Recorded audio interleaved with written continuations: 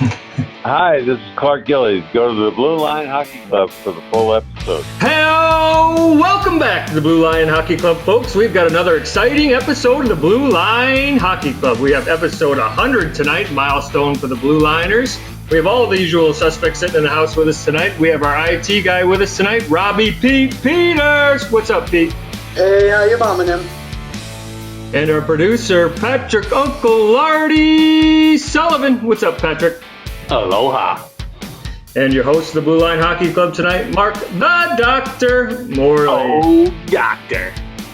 We got a very special guest with the Blue Liners tonight for episode 100. We have the power forward, the man, the guy that was the heart and soul of the Islanders back when they won their 4 Stanley Cups. We have Clark Gillies tonight. What's up, Clark? Hello, boys. Yeah, it's a beautiful night here in New York, and sitting on the couch here with my my kitty cats. I know a lot of those tough guys out there don't think that having cats is cool, but they're wonderful. Plus, I have a glass of wine next to me, of course. You know, but looking forward to it. Yeah, we're having a good time here in New York. Pretty nice weather today. I'm glad you got some booze with you. These guys are having beers too, so it's all good. You get out of the house a little bit. Get the quarantine loosening up there in New York. Yeah, I played golf this afternoon. Nice. Gorgeous day. You know, won a couple of shackles from my buddies, and you know, here we are. How was the golf game? Yeah, how'd you play? Golf game is it's a little tough. My golf course is playing very hard. Rough is a little high because everything's so plush here in the spring. But greens are firm, rough is high. But you know, well enough to pay for everything I needed to today. So I guess that's all that counts.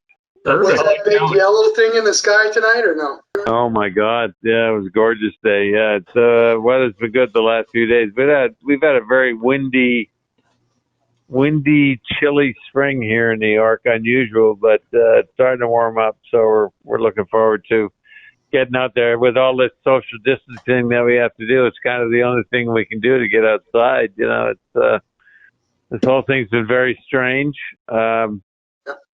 I got to carry my own bag, which is kind of unpleasant. You know. Oh God! Just create quite a hardship. You know, I mean, but I have saved some money. You know, we carry the old. It's done two things. I've saved some money, and I've gotten some good exercise. But I can't wait till we're all back out there doing what we usually do this time of year. Nice.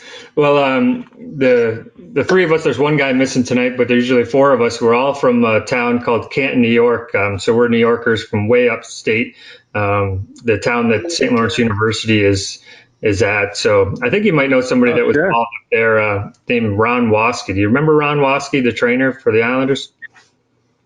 Oh, very well. I mean, Ronnie, when he left here, he went there and he got the head trainer job at St. Lawrence. Bill Torrey was a graduate of St. Lawrence University, sure. Yeah, so that's where Ronnie left here. I'm not sure what year he left the New York Islanders and went to St. Lawrence, and he hasn't been back. You know, we kind of miss him, but I think he's afraid. I think he's scared to come back here based on a group of guys that he had to be a trainer for. So kept him busy. He's like, Ronnie, you want to come back to New York? Oh, no chance. I'm coming back down there with you guys. But he's coming back on. He's coming on the show next week. I think we'll hook you guys up. Yeah, give us some dirt on him, Clark. Oh, well, there's not much dirt on Ronnie. He was pretty straight shooter, but I would love to call in and ask him a question or two, you know, when he comes on next week. But Ronnie was a great guy. He was a great trainer. He was, if I must say, he was a little bit ahead of his time. He kept us all in pretty good shape, which was a pretty good task with the crew he had to deal with. But Pretty serious guy. I really do mean that. He was kind of ahead of his time on the day-to-day maintenance of trying to keep us all in good shape. So we missed him when he left, but we've had a couple of reunions. We've been together since then, but yeah, he sounds like he's doing good. We're friends on Facebook, and I catch up with him every once in a while. Nice. Yeah, he fills in at the St. Lawrence University Golf Club once in a while. So we see him there once in a while. He's a good guy. We went to school with his kids and stuff, so we're about the same age as his kids. So we know Ron pretty well. Oh, okay. Yeah, let's get into a little bit of your career at the Islanders. I mean, you started out pretty young. Drafted right to the Islanders and, thrown into the captainship pretty early in your career. I guess one of the things that, what was it like when you became the captain at such a young age? I know you gave it up after a couple years. Was there a specific reason that you thought Potvin might have been the guy to be the captain of the Islanders instead of yourself? Or was it an age thing, or was it just you'd rather just lead by example on the ice? Well, it was. I was kind of, I hate to say thrown into the position, but Eddie Westfall was the captain back in those days. And I think it was my third season in the league, 75, 6, 7, yeah. And a lot of the older guys on the team felt there needed to be a change. And there were two guys that were nominated for captain. One was myself at 22, 23 years old, and Brian Trache. And we had a blind vote, and I ended up, being the captain at age 23. The unfortunate part about the whole thing is that I was very tight with Eddie Westfall at that time. As a matter of fact, he was good to me when I was a rookie. I didn't have a place to stay. I ended up staying at his house for about 4 months. So he kind of took me under his wing, and I was a little disappointed that the whole thing played out the way it did. But it was out of my control. He was voted out as captain, and it was going to be me or Brian Trache. And I was okay with being the captain. There were a lot of things that I didn't like. One of the things was every time we had a team party, I organized it, and it would be, $100 a guy, and next thing you know, I'd pay for the party in advance and have a hard time getting $100 a man, which cost me a lot of money over a couple of years. Changed there. I wouldn't think so. No, I wouldn't think so. No, just 1,000, 2,000. Yes, now it's 2,000 a man instead of $100 a man, right? And there were a lot of things. I guess the bottom line is, I was captain in 78, 79 when we lost to Toronto, and then 79, 78, 77, 78, and then 78, 79 when we lost to the Rangers. And I think that summer, I know I called Al Larber and I said, Al, I don't know. There's something about having the C that kind of throwing me off a little bit. Holding you back. It was, yeah. I was I've always been, even growing up and when I played junior hockey, I was an assistant captain playing junior back in Regina, and I was always a bit of a cut up. I was always playing practical jokes on guys and doing this and that and the other thing. And I just found that I wasn't being myself. I didn't need to be a leader. I mean, we had plenty of leaders. I mean, you got Bobby Nystrom, you got Brian Trache, you got guys that go out there and play hard every night, like Trotch, Mike Bossy, Dennis Pop, and I mean, you can go down the list, but. Long and I think probably, company. Yeah, back in those days, Brian Trotch and I and Mike Bossy were pretty dominant force.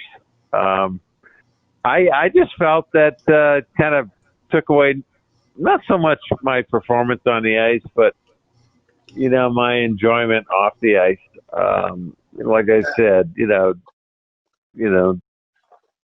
cutting guys, cutting the guys' ends out of their socks and tying their pants in knots and sawing through their hockey sticks, and when they leaned on them when they get on the ice they busted it in half, that kind of stuff. And Sewing your zipper to your pants. Yeah, tying the zipper, which I got caught on that up in Buffalo.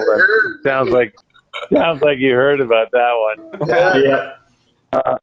That kind of thing, that kind of shit really made my day, and I just didn't think I was able to do that as captain. So it changes things, right? There's added pressure there that some people like and some people need, and some people just do not need. It, from what I saw, I was 6 when I finally got to see you play, but a player like you. I think no matter what, with a C or without the C, people looked up to you. People wanted to play with you, wanted to play next to you. They would fight for you. And the C really didn't mean a fucking thing. No, it didn't. It didn't. I mean, I think I played. Looser. I mean, one of the other reasons that, when I was wearing a C, I mean, Al Arbor used to say to me, he'd be sending me back and forth to the referee, and I'm like, Jesus Christ, now what? I mean, I think Al go, a guy get a tripping penalty, right? And Al go over and ask him what the hell that was all about. Well, so I go over the referee and I say, Al wants to know what that was all about. And he goes, he tripped the guy. I said, that's what I thought too. And I go back to Al. And Al say, what'd he say? I said, Al, you're not going to believe this, but he said the guy tripped him. and he'd look at me. He kind of looked at me like, you are such an asshole. Like, what do you want me to say? He blatantly tripped him. He got a 2-minute tripping penalty. What do you want me to tell you? The rule doesn't get any clearer. Yeah, and with 100 PIMs, you're probably the guy that needed to go find out what happened. I never got too many penalty minutes in my day. I was, if I got a 2-minute penalty for elbowing or slashing some guy or, whatever, I kind of felt I deserved it. I went and served my time and got out of there. But, that was the other thing. I was not the kind of guy to go running to management to, complain about what was going on with the team. I was always the kind of guy that if the team was playing shitty and, getting treated like shit, I was like, boys, the best way to get around this is we start playing better. I mean, why is Al so mad at us? I said, because we're playing like shit. So, maybe we'll start playing better and he won't treat us this way. So, yeah, it was just, I felt like, kind of a bit of a messenger boy, but I will say when we won the cup in '80 and, John Ziegler presented the cup to Dennis Poppin, I was about a second after Dennis got the cup, I went over and grabbed it and ran around the ice with it. I said, shit, I should have waited a year, but, good Thank stuff. you. Dennis was a good captain. Dennis was a very good captain. He had the mentality, the ego, and everything else that went along with it. And he led us very well for obviously for a good 5, 6, 7 more years after that. Definitely. He's got his jersey up there with you in the rafters. But Clark, you're such a laid back cool guy. Like you remind me of Jimmy Buffett, like on all the videos I watch, and some of your teammates, the way they explain you. But on the ice, like some of your fights, you're just a mean son of a bitch. Like not the fights that they do now in the NHL, hugging. Like you guys literally would just fucking go at it, like until someone just couldn't go anymore. Like when do you turn that switch on? Like you go from one to the other. Yeah, you know what? I am a pretty laid back guy. To be honest with you, I really was when I played too. I used to love having a lot of fun in the locker room. Like I said, I was the hit of the team parties. Just kind of enjoyed myself. I had there were two things I wanted to do when the game started, and that was score, hopefully score the winning goal, get a couple of assists, play a good game, play good defense, do this, do that. And the last thing that I wanted to do was, beat the shit out of somebody.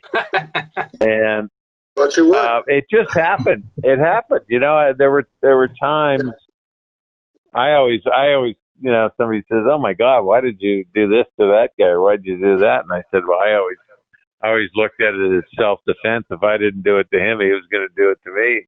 Exactly. So, but most of the fights I had, except for a few exceptions, I was really just kind of taking care of teammates. Some knucklehead in the other team would go out and do something that wasn't called for, and then Al would go down the bench, and he didn't necessarily have to poke you in the back to know that he was talking to you. And he'd come down and go, that shit can't happen to us, boys. That can't happen to us. Wink, wink. So I look at Nystrom and, Bobby, you're going out before me. And so it was his turn. Or, it was me. Or if anybody did anything to Trotcha or Bossy, I kind of flipped out whenever that happened. But, and then there were a few exceptions, like Eddie Hospodar, and I think it was like 1979 or something like that. I can't even remember now, but Eddie, who I'd warned for a couple of years playing for the Rangers that I was going to kick his ass, and then it finally happened, and I hit him with like 4 punches and broke his cheekbone, broke his jaw, knocked out a couple of teeth, and I never saw him again. So the cross-check stopped. And so there were times like that, but for the most part, I played 14 years. I think somebody has it logged that I had, I don't know, 55 or 60 fights or something like that, which isn't that many when you think about it. Probably half of them was that 1980 Boston Bruins game there. Like yeah, well, I had a few with Terry O'Reilly that, in a 3-game span, we had a few. I've actually had a couple of good fights with Terry, other than the ones that get the most publicity. But Dave Schultz and I had some early battles when I was a rookie, and I finally got Schultz in the 75 playoffs, and I didn't see much more of him after that. Those were, I don't want to say it was a different game. Like I saw some fights and you had to secure the hockey stick before you could even engage in a fight, So can you talk a little bit about, the early, when you first get into the league, what was fighting like? It's just bizarre that you have to secure the hockey stick before you can engage in throw and fight. Yes. Yeah, no, there was, fighting now, it's like you said, a good fight now is considered, rubbing your glove in some guy's face, and who has more pimples the next day because you rubbed harder on the guy's face, Yeah, that's awesome. And then back in those days, it was like when you fought, it was all right, fuck you, let's go. And it was bare knuckles, and it was the referees didn't jump in. They were Right. worried they were going to take it. They were worried they were going to take a good one. Um, it was just bare knuckle brawls. I mean, and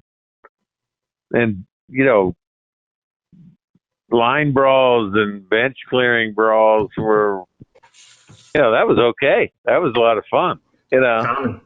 Um, I remember back my first year junior. I played junior hockey in Regina, Saskatchewan. I was 17 years old. My first exhibition game, I was playing in Moose Jaw, where I grew up, and my Regina Pats wanted me to come down and play in Regina. And I said, I don't know if I'm good enough to play in the Western Canada Hockey League. I was playing in the Saskatchewan Junior League. So we went down and watched the game, and my dad said, "What do you think?" And I said, "You know what? I'll give it a try." So I played in the exhibition game a couple of nights later. I got in a fight with some guy in the first period, and I guess I was getting him pretty good because some other guy jumped in, and I beat the shit out of him. And then some other guy jumped in, and I beat the shit out of him. So I got in 3 fights on the one shift. I had my jersey totally ripped off, and I was in the locker room. My dad came down. He goes, "How you doing? You okay?" And I looked at him. I said, "I think I'm going to like playing in this league." That's when the legend was born. Yes. It was pretty much, that was pretty much it. I'll tell you what, I had way more fights in junior than I did in the NHL. I guess by the time I got to the NHL, nobody wanted to piss around with me. So, there was a few. I always tell everybody too. Everybody goes, "Oh my God, you got in this fight, that fight. You and O'Reilly. You beat the shit out of him." And I always remind everybody that I wasn't the only one throwing punches. So I did get hit with I did get hit with a few. There wasn't like you went into all these fights and didn't get a few bumps and bruises, but I must say I kind of enjoyed the fighting. It wasn't, like I said, it wasn't my first thing I thought about when I went into a game, but there were some games where I knew it was going to happen, and when you're ready, it's a lot more fun than when it just happens by surprise. Sure, Clark. To add to the listeners, there, you did win a Memorial Cup in Regina too, but I don't want to, paint the picture that you're just a fighter. I mean, you put the puck in the net for sure. Talk a little bit about the Stanley Cup. Winning the first one, and then to go on and win, 4 consecutive Stanley Cups. Like, what was that like? Like, that's just unreal. Like, I don't think that'll ever happen again. No, it'd be very difficult with the player movement and stuff in today's game and free agency the way it is, right? But it was pretty sweet. Winning that first cup was obviously was pretty sweet. We didn't, when the Islanders, we won in 1980, which was only the 8th year in the history of the Islander franchise. So to get that thing that early was pretty sweet. But deep down, it's such a, winning at any level is tremendous. Winning the Memorial Cup in 1974 as a young junior player, you look at that and you say, "Holy shit, that's the greatest thing that's ever happened to me." And then you get drafted into the NHL, and you go, well, what could be better than winning the Memorial Cup? It would be obviously winning the Stanley Cup. And we at a very young age, we drafted good players. I mean, the Islanders sucked for the first 3 or 4 years, so we got the first round pick. First pick overall in 72 was Billy Harris. from the Toronto Marlies. Third pick was Dennis Potvin. Pretty good pick. In the third year, they got me. I was the first round pick, and Bill Torrey stole Brian Trottier in the second round that year. And, you wait a couple of years and you get a guy like Mike Bossy, and you just keep adding to the mix. And Torrey made some great trades, and we really started to, turn into a pretty good hockey team by 1978. And in 1978, we lost a disappointing series to the Toronto Maple Leafs. And then in '79, when we were supposed to go to the finals, we lost. Rangers. We lost to the Rangers, right? Everybody remembers that. And so you get your ass kicked. You get your ass kicked a couple times, and you kind of figure out, that's a little embarrassing. What do I have to do to win?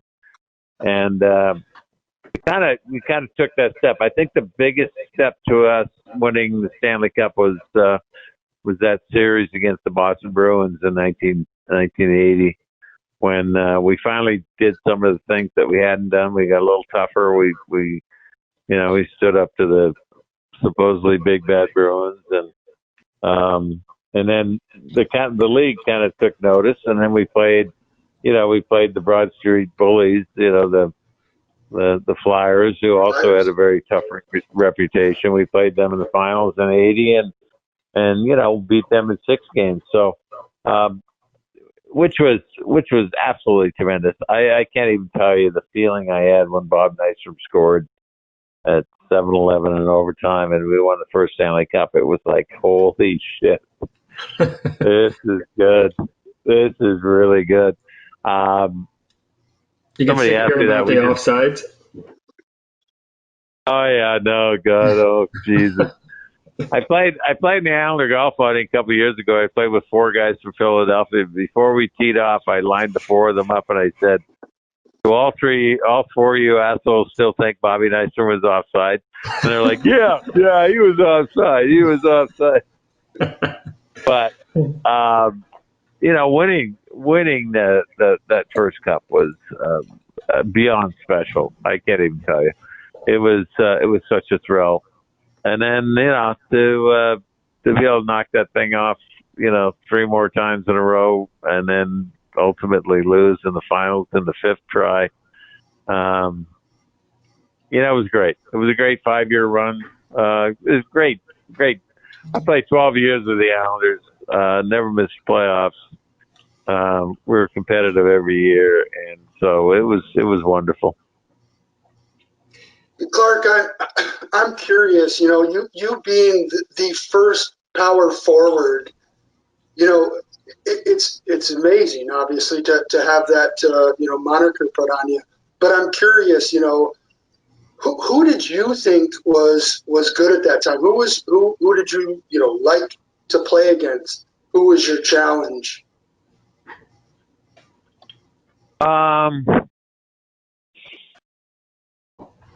Yeah, no, it's a very good question. It's really a good question because it was so long ago. I can't remember, but you know what? My biggest challenges were not the toughest guys in the league that I played against, but my biggest challenges as a young kid coming out of junior were as a left winger, playing against Guy Lafleur or Yvon Cornwallier, or even a guy like on the Rangers like Rod Gilbert. These are all guys that I grew up watching as a kid. Bobby Clark, Billy Barber in Philadelphia. Some of the guys that I kind of idolized when I was growing up, and now you get on the ice and you're playing with them, and playing against them, and you have to kind of snap out of it. One of my most awestruck moments was my first game in the Montreal Forum, the old Montreal Forum. When we first trip to Montreal, I went down for the pregame skate. I think we were on the ice at 10:30, and the Canadians were on at 9:30, something like that. And I got there so early, couldn't sleep. My stomach was in such a knot. I went down, and I actually sat in the stands, and I watched. I think Scotty Bowman was the coach at that time for the Canadians. I watched him go through this pregame skate that was amazing. And I go, holy shit. I go, holy shit. What do I have to do tonight to stop Lafleur, Cornway, and the likes of those guys? Lemaire and Schutt, and you go down the list, right? Yeah. And it was a challenge, and I loved it. I absolutely loved it. Of course, back in those days, hooking and holding was not frowned upon. So, you used to latch on to, if they got ahead of you, kind of latch on to them and let them take you for a ride. But, it was like, basically, good way to put it, do a little barefooting down the ice while these guys pull you along. I learned from the best, though, Gary Dornhofer. Gary Dornhofer played in Philadelphia, and he was the right winger. I was left winger. Every time I turned around to get the puck on the boards, Gary Dornhofer would just kind of latch onto me. I go, would you get the fuck away from me? He goes, I can't catch you. He goes, I can't catch you, so I'm just going to hold on to you. And that, to me, was so strategic. I was like, I couldn't even get mad at the guy. It was like, he's absolutely right. So I used to use the same technique with everybody. I go, the puck would come to him. I wouldn't. Half these guys thought I was going to run them over. All I wanted to do was latch onto them so they couldn't go anywhere. And if you did that now, you'd lead the league in penalty minutes. But it was a different game back then. It was tough. It was hard to get going. I mean, guys would, just really, I'm sure half of them had nails on the end of their sticks that hook onto your sweater so you couldn't go anywhere. But and the front of the net was a lot worse. It was, every time you went there, you were getting stick across the back of the net. The goalie was whacking your ankles, and it was a tough game. It was a tough game back in the old days. I can tell you that. Yeah, just to touch on that, I mean, to be a guy that didn't wear a helmet, which is, obviously gone by the wayside. I mean, I can't imagine playing the game without a helmet. I mean, nowadays, if it's a high stick, the stick comes across and hits their face shield, it's automatic. I mean, playing without a helmet, how many times did you just hit your head off the glass or, fall and hit the ice? Was it pretty brutal, or what was it like? It wasn't that bad. It wasn't that bad. I had, there were a couple of times, where you get kind of errant sticks come up, and I got a couple of teeth broken. I didn't get any knocked out, but you get the odd stick that comes up. I get a couple of errant things across the nose and stuff like that. But to be honest with you, I played. I think really what happened. I think a lot of guys had more respect for the guys that weren't wearing helmets because they didn't let the sticks weren't flying around near as much. We didn't, go into the corner and do a face plant on some guy into the glass. I mean, that's not to say it didn't happen, but it wasn't the first thing I thought about. If I saw a guy was in a bit of a tough position, I wasn't going to take advantage of him. I mean, I was more of a shoulder to shoulder guy. I don't think I gave guys a lot of cheap shots. Concussion wise, somebody asked me one time, how many concussions, diagnosed or undiagnosed, did you have? I go, undiagnosed. I go, yeah, like how would I know? I mean, like, it wasn't diagnosed. I think I had plenty, but diagnosed, I'm not really sure. My rookie year, I always tell everybody, my rookie year we were playing in where did Gretzky grow up? Brantford, Ontario, something like that. Yes, Brantford. We were playing. Yeah, we were playing the Pittsburgh Penguins. Our training camp was in Peterborough, Ontario, and we drove all the way down and played the Pittsburgh Penguins in Brantford, Ontario. It was in the first period. I got the puck, came across the red line, put my head down, take a slap shot, and a little stubby guy by the name of Jean-Guy Legacy hit me with a hip check, and I was on my knees, right? And I crawled to what I thought was our bench, and I went to get in the door and crawl into the bench, and the Penguins are going, you're in the wrong bench, son. You're next door. I was like, holy shit. I mean, talk about cuckoo. I went in next door at our bench, sat on the bench for a couple of minutes, and it was my turn to go out. And the trainer said, "Are you okay to go?" And I was like, "I guess so." And that's the way they treated concussions back in those days, because that must have been a concussion. And then I got, I mean, so I don't know. You get hit. You hit guys, you get hit, and you just kind of, some of the hits nowadays that they get suspended 10 games for, back in the day, that was just a great hit, Scott Stevens is a great one to ask about that. I mean, Scott Stevens would have only played about 20 games a year if he played now, So yeah. So it was a tough game. It was a tough game, and a lot of things happened that in these days would have been, seriously frowned upon. But that it was just the time and the place of, that's how we did it. Like I said, I mean, it's the way the game is now. I mean, I never had more than 100 penalty minutes in a year.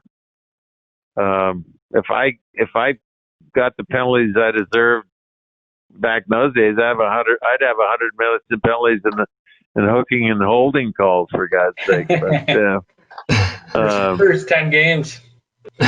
Oh yeah, no, it's different. And these players, I got to say, when they come up with the new rules, it was difficult to watch. I'm sure it was even worse. It was even worse for the players to have to play under those conditions. But the game has gotten quicker because of it.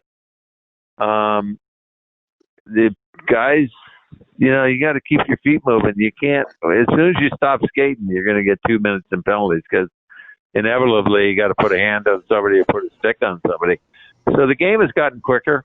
And I think for the most part it's been really good for the game. So it was just different when we played. That's all. That's all you gotta really look at, is that it was just an absolutely different game that was played by a bunch of big bruisers that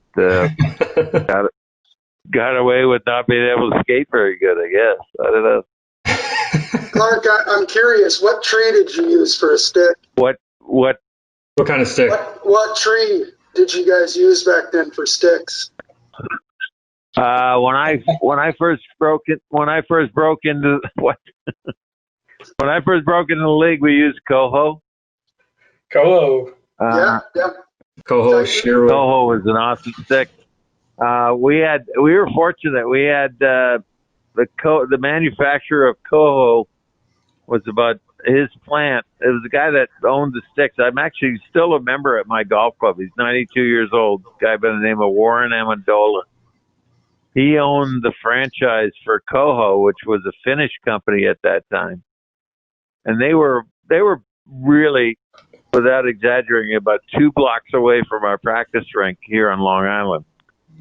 Nice. So So if I went out on the ice one day and I wanted to, kind of tweak the lie or tweak the curve a little bit, I go out there, take the torch out there and see what see what worked best. I can come off the ice and say to the trainer, this is perfect. The way this is perfect. I'd love to get a half a dozen of these. And he'd go, well, just, I would literally cut the blade off, cut it off and on my way home, drop it off at the coho plant.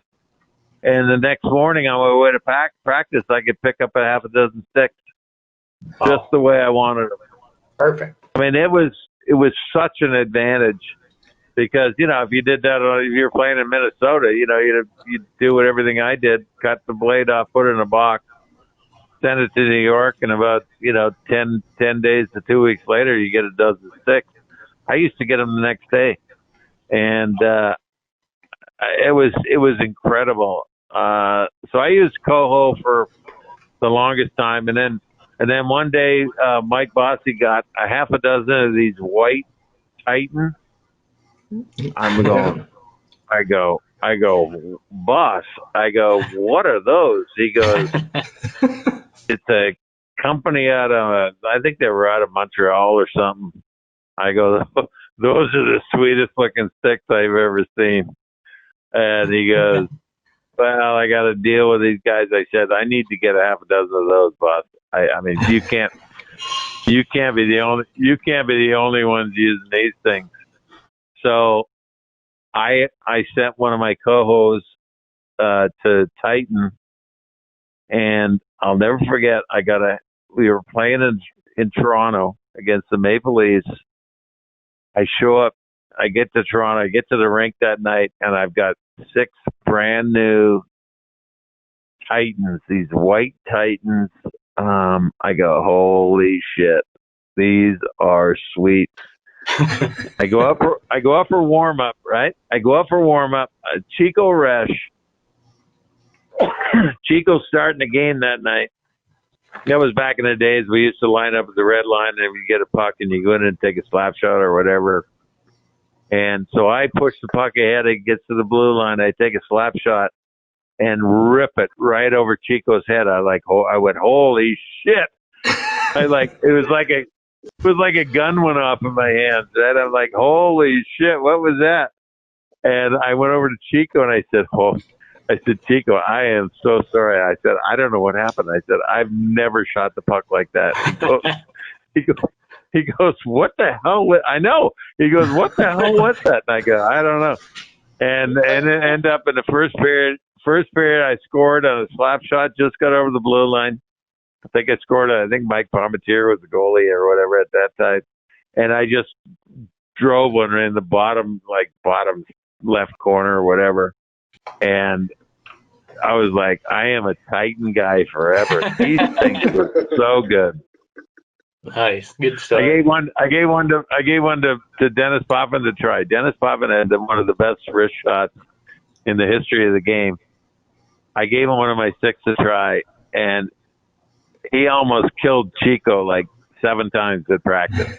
It was like, he goes, holy shit, Clarky, what are these things? I go, you got to get some of these. So before too long, we were all using them, and it was one of the best sticks ever. But coho was I have one, actually. I have one in the garage right now, my original stick from 1975 that the guy that owned the company, his son had a bunch of sticks at his house, and he moved, and he said, I think I have something you might like to have. And it was one of the original models from back in 1975, 1976. It's kind of a sweet stick.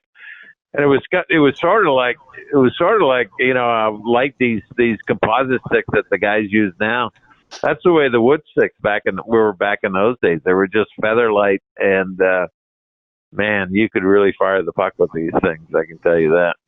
Did they have any fiberglass on them at the time, or were they just straight wood?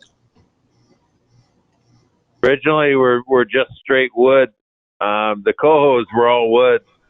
The Titans, the Titans had a bit of fiberglass that ran along the bottom of the blade. I think it may have actually run right through the blade. But boy, they were slick.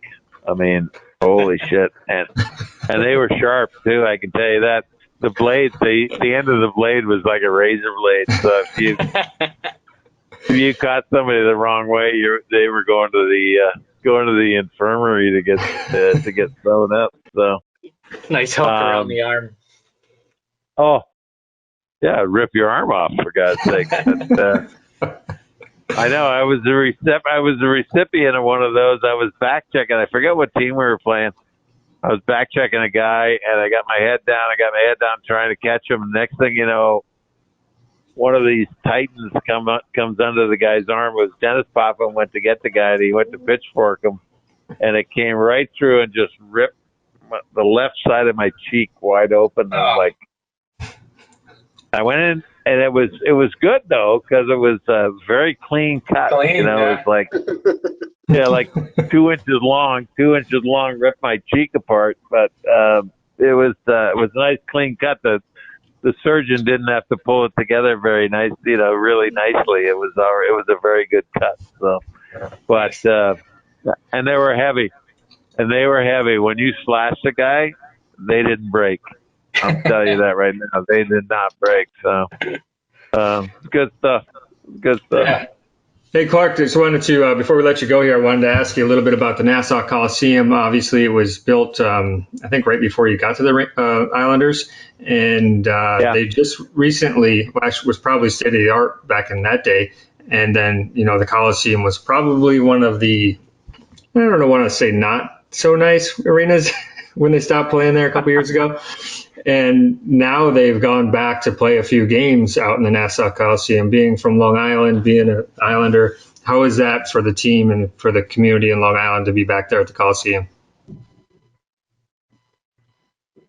Well, as you said, back in 72, 74, when I got there, that was the nicest rink I had ever played in, I can tell you that. And,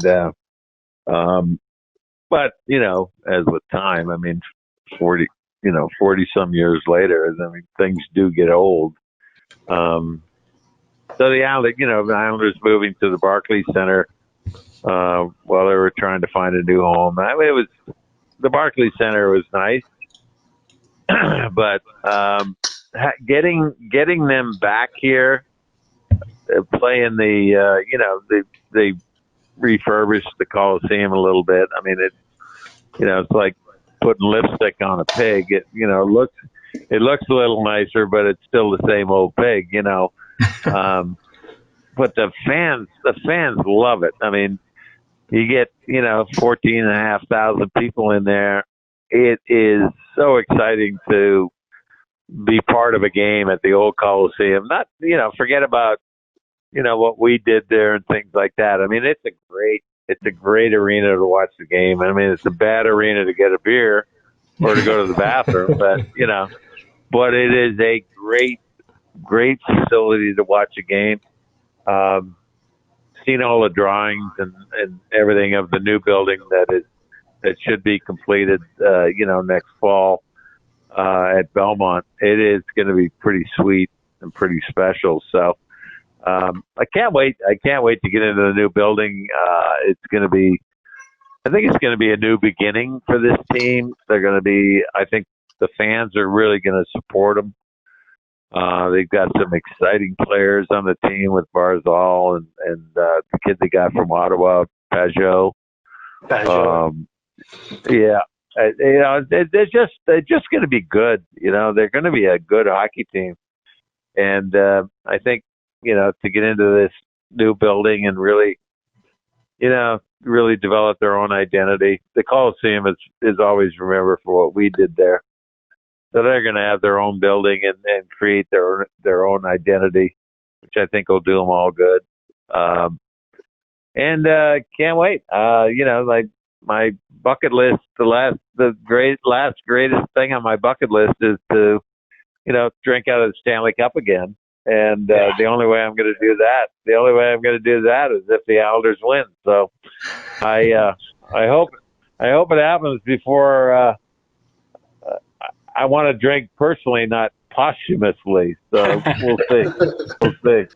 Clark, one more thing before we let you go. Do you want to plug in your foundation, the Clark Gillies Foundation, and talk a little bit about what you guys do? Yeah, no, I started that foundation about 22 years ago. Just something I wanted to do something to give back to the community here on Long Island. Been pretty fortunate, living, working, playing, having fun, and this Long Island area, New York area has been very good to me, and so I started a foundation to give back. We've been done most of the good work that we've done has benefited the local hospital here, children's pediatrics. We built the Clark Gillies pediatric ward, and then we just finished more recently, the Clark Gillies pediatric emergency department. We also give money to a preschool for kids with cancer, a school called the Morgan Center. You can go on our website. There's a lot of ways to get there. ClarkGillies.org, ClarkGilliesFoundation.org, and see some of the things that we're doing. We have a big golf tournament every year that We got a foursome. We got a foursome. Oh, you do? Uh-huh. Yeah, can we get in on it? There we go. I must admit it's not really cheap, but we'd love to have you guys come down. We'll have to get a sponsor from one of our interviewees.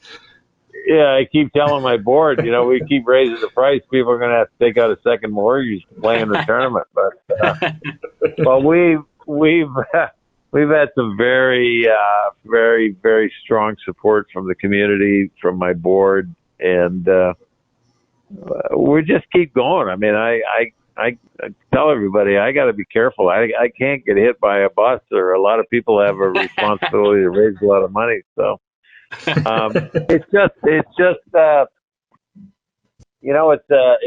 thing that I've taken upon myself. As I said, having been so fortunate to have so many great things happen to me in this community, that I feel obligated to go out there and give something back to the community, and more importantly, the community that I live in here in Huntington. So yeah, happy to do it. Keeps me busy, keeps me happy, keeps me in front of a lot of people. So that's really cool of you, Clark. I want to, I'm sorry, I'm going to ask one more question, just because I have you here. I'm a Buffalo Sabres fan, and I just have to ask, if you don't mind, can you just explain, the end of the Islanders era there? What was that wind down like? Why did they end up getting rid of you? Why did you go to Buffalo? For me, I'm super happy you did. I said earlier, I was 6 years old when you came to Buffalo. I was watching the Sabres at that time. And, you were a big inspiration, watching you fight and stuff. I know that the Sabres weren't great. yeah. But you were a large part of how I got the fire for hockey. So I'm just curious to hear, how you ended up in Buffalo anyways. Yeah, it was, we lost to Edmonton in the Fifth Cup in '84. It was as great as winning was. Losing in that Fifth Cup was, it was just devastating.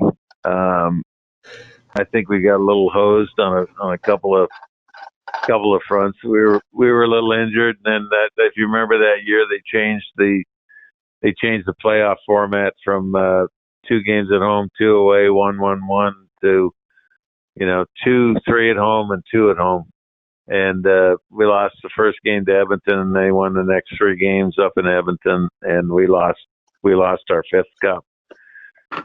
Couple of years later, and from then on till now, it went back to 2-2, 1-1-1.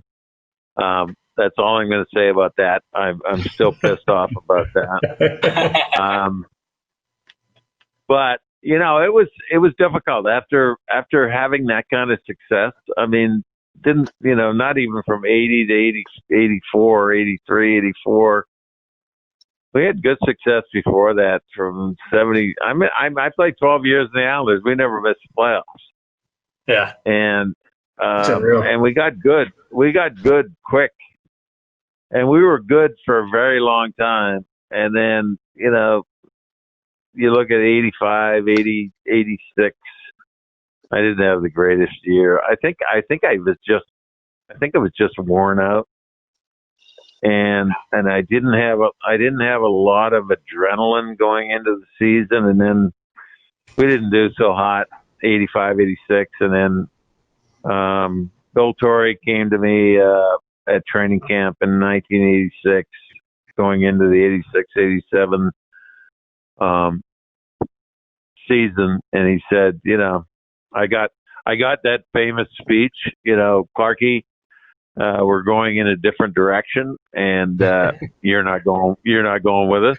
I'm like, it's the speech you know is coming eventually. You just don't know when, And I have no. Somebody asked me the other day, are you pissed off that Torrey got rid of you? Don't you think you should have finished your career with the Islanders? And it's a business. I mean, you gotta make changes. Sure. So he asked me. He said, I'll make sure I got picked up on waivers in the after a couple of weeks in the waiver draft in 86. He said, where do you want to go? And I'll find out if I can get you there. I said, you know what? I don't want to go far. My wife and kids were still here. I said, Buffalo's would be a good spot because Scotty Bowen was the coach, and I had a good history with Scotty. And Bill said, I'll see what I can do. And sure enough, he talked to Scotty, and Scotty said, if you're putting him up, he said, yeah, I'd love to have him. And that's basically how I ended up in Buffalo. That's pretty cool. We weren't very good in 86, 87, but we sure had a lot of fun. I saw, we obviously mentioned you getting your zipper, sewn shut. What was it like for your first time in the locker room and they're sewing your fucking zipper? That, you go to another team right now. Now I'm going to another team who we used to pretty much, run roughshod over. I mean, Buffalo was not a great obstacle when we were great. And we go in there right now. I got a bunch of guys that I've been, kind of beaten up on over the last 5 to 10 years, and now they're my teammates. And in all honesty, I wasn't even sure I was going to go to Buffalo. And long story short, it turned out to be a great place. The community in Buffalo, I loved living there. I loved the people in Buffalo, but I was not happy. And I got to the arena, to the Saberland. I got to Saberland a little late for practice that day. I ended up getting my gear on, got out to practice about halfway through, and Scotty introduced me to the guys, and I knew everybody. They were like, oh, glad you're on our team now, And so I went through practice. I only caught half the practice, so I stayed out at the end of practice, and I did a little extra, skating and stuff like that. And we were leaving from the practice rink to get on the bus to go to Winnipeg. So I got up there, and I was rushing around a little bit. I got showered, packed my shit, packed all my gear, went to get dressed. And again, I'm nervous because it's my first day with the team, and I go to put my pants on, and you know what it's like. You get your zipper gets flipped down, and you can't get your fingers on the zipper, right? And I go, I'll get this, and I'm digging, and I'm really getting pissed off, and I'm like, You got to be fucking kidding me. I don't need this happen. I don't need this happening to me right now. I'm embarrassed. The guys in the room, and I look over in the corner straight across the room from me, and Lindy Ruff and Craig Ramsey, not Craig Ramsey. Shit. Anyway, Rammer and Lindy Ruff are looking at me, and they are crying, laughing. I go, what are you two assholes laughing at? And Lindy had taken my zipper and sewn it down so I couldn't dig it out of there. And I looked at him. I said, touche. I said, now I feel like part of the team, because that was something that I would do. You know, I loved it. I didn't get pissed off. I said, that's a great joke. That's something I would have loved to have done to a rookie when he came into the team, you know? And so that kind of broke the ice, and you know, I was good to go from there. So funny. That was a great story. Thanks for sharing that. Hey, Clark, it's been a pleasure to have you on the Blue Line Hockey Club tonight. Really appreciate you taking some time out of your evening to talk to us and let the listeners get a little bit of perspective on the Islanders and your career and all that good stuff. And, you know, hopefully we can have you on some future point in the show, maybe to razz on Ron Waskey or something like that. Yeah, would love to. I love it, guys. Thanks a lot. I really enjoyed it. Well, I'll look forward to logging in and listening to the Blue Line Hockey Club on Saturday night. All right, my man. Thanks, Clark. Have a good one. Thanks, guys. Yeah, have a good night. You bet. Bye-bye. All right, boys. Hall of Famer Clark Gillies on with the Blue Liners tonight. I mean, the power forward, one of the first power forwarders, or the first power forward in the NHL. What a great career he had with the Islanders. 4 cups back-to-back. I mean, probably never be done before. Never. Heart and soul of the Islanders.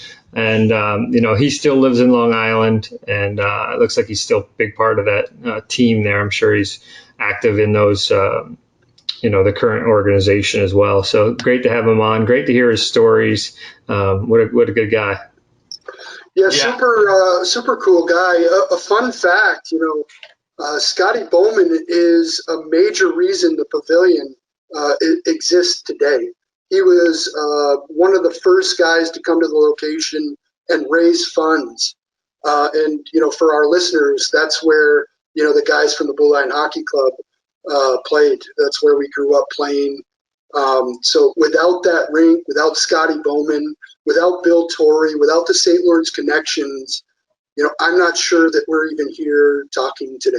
So, yeah. You know, it's coming full circle for us at least.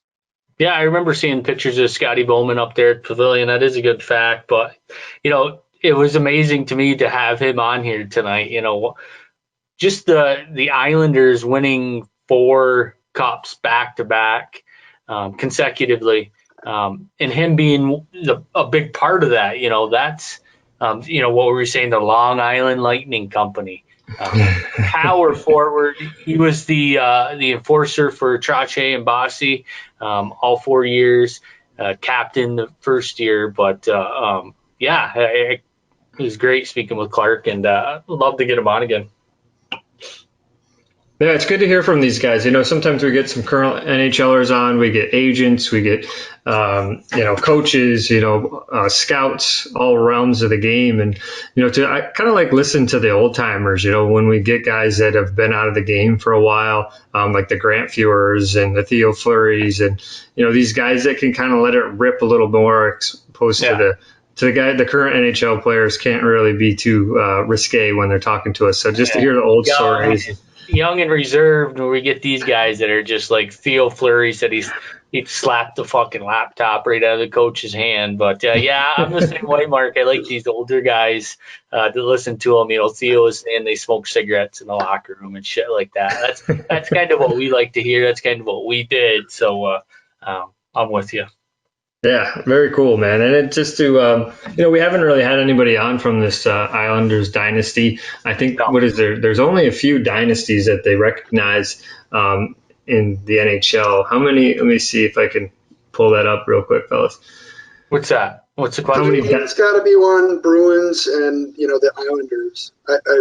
Just Well, off the top of my Montreal's head. up there. Montreal won the cup 7 times. Just show. I mean, we're talking about the original 6, but I would have to say the Flyers are in there. Islanders, consecutively 4 consecutive, and then that 5th year going to the cup again and almost winning it 5 times. But unfortunately, they lost to Wayne Gretzky and the Edmonton Oilers. But I mean, he was a face of the Islanders when they did all those cups. And we had, last podcast we had was Mike Ruzioni, the face of the Miracle on Ice. So it's pretty exciting to be able to, as Rob says numerous times, document hockey history. I mean, we get to talk to these guys, and I really appreciate it. I just love talking to these guys for sure. Yeah.